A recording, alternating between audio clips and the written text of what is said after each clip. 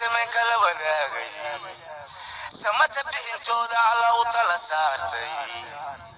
ما تدق عن سيه سوالو غرغاري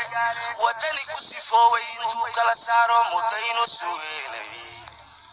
ساكينو عينا على نسيه وكان سويني مولا نسيه ساكينو عينا على نسيه وكان سويني مولا نسيه سمتلي عانا سير ما قبت يخسيا ودني كسيفو ويندو كلا سارو مدينو سويني ساكينو عينا على نسيه وكان سويني مولا نسيه ساكينو عينا على نسيه محمد عبد الله فرماجو maalinta yawm qiyaamo ilaahay hortiisa waxa ku cadeynaya anigoo saaran ina wax laga jarabo nooli geer u dhaxay ina ay warqad soo qortay aad ku baalto kuyuge oo dadka dal u yareed aha marka maanta waxa jiray 6 sano haddana waxa jira 8 sano alxamdulillah wa shukrillah quraanka waa bartaa waana soclaa webi ifiicay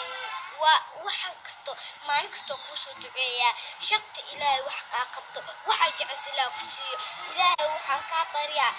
waliyaaya wax oo cabsi ginay waxas ilaahay kuma tuso ilaahay waxa jecel ku siiyo nabad ino ilaahay ku ku jecel farmaajo waa meesha anaga aan ka soo galnay siyaasadda oo aan dig joojinta ka sameynay inaan bedelno faragelinta shisheeye oo aan soo celino sharafka iyo karaamada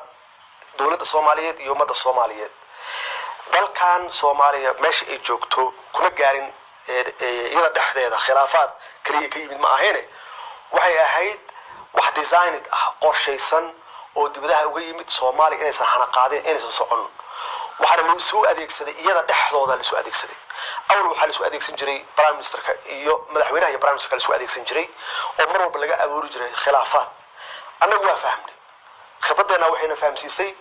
in dawladda dhexe ay isku duubnaato meelna aan laga soo galin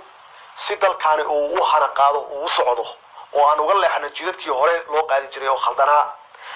markii taas aan ku guuleysanay yaa waxa nalooga dhigay caqabad dawlad goboleedyadii caqabad nalooga dhigay qaarkood nalooga dhigay marka laga hadlayo dawlad goboleedyada horta runtii in la isku qaada maaha kulligood waxaan ka hadlayna waxa weeye waa hal way laga yaabaa hadday u badato waa laba laga yaabaa inkastoo dee weli Jubbaland ay muran taagan tahay oo electionkii dhacay annagu aan aqoonsan